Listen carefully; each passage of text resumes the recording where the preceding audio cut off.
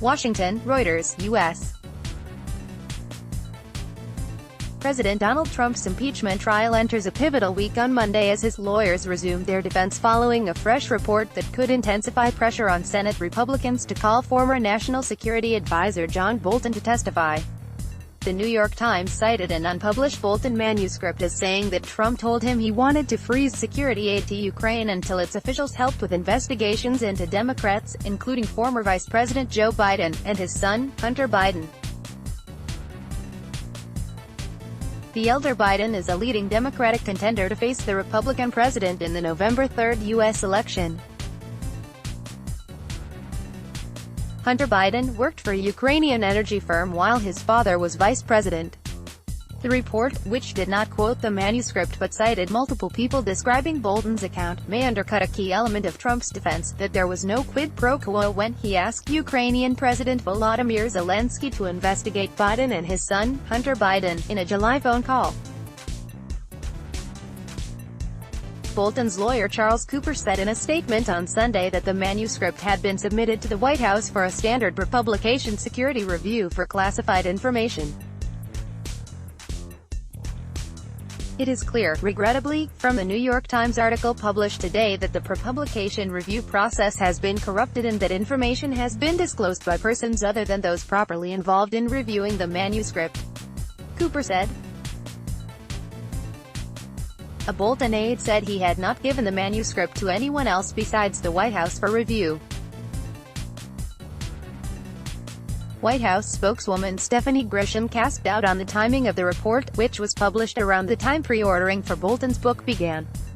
Trump denied the allegations in a series of tweets early on Monday. "I never told John Bolton that the aid to Ukraine was tied to investigations into Democrats, including the Bidens. If John Bolton said this, it was only to sell a book," Trump wrote. Trump's team has previously said he was well within his constitutional authority to press Zelensky to investigate the Bidens as part of what he says was an anti-corruption drive. The Bidens deny wrongdoing, in only the third presidential impeachment trial in U.S.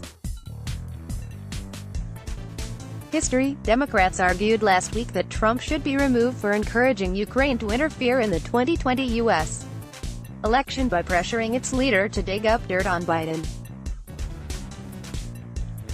Trump's defense tried to turn that election interference line against the Democrats in its opening argument on Saturday by warning against removing a president less than 10 months before Americans vote on whether to give him a second term. The president's team will continue with his defense on Monday afternoon. While the Republican-controlled Senate is highly unlikely to remove Trump from office, it is important for him to try to blunt the Democratic accusations to limit political damage to his bid for a second term. The report drew immediate Democratic demands that the Senate call Bolton as a witness, an issue the 100-member chamber is likely to address later in the week. The impeachment trial rules provide for a two-step process on whether to subpoena witnesses and documents, with an initial vote on whether to consider doing so and, if approved, subsequent votes to actually call witnesses or demand documents. Democrats argue this could allow Republicans have it both ways, allowing them to first vote yes on whether to proceed and then vote no on actually allowing witnesses or documents.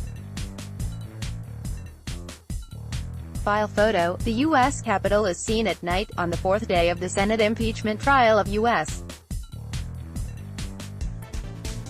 President Donald Trump, in Washington, U.S., January 24, 2020. Reuters, Aaron Scott. As a result, vulnerable Senate Republicans could make the case to moderates that they had voted in favor of witnesses in the first vote while avoiding alienating Trump supporters by refusing to actually call any in later votes. If the Senate called witnesses, or demanded documents, the trial could lengthen. If not, the Senate could vote towards the end of the week on whether to remove Trump from office. If that were to happen, the trial could be over before the first U.S. voting contest takes place in Iowa on Feb. 3 and before Trump is scheduled to deliver the annual State of the Union address to a joint session of Congress on February 4. Additional reporting by Pete Schroeder, Arshad Muhammad, Tim Amin, Makini Bryce, Steve Holland and Lisa Lambert. Writing Arshad Muhammad. Editing by Sri Navaratnam and Chizu no Miyama. Our standards. The Thomson Reuters Trust Principles. Let's block ads. Why?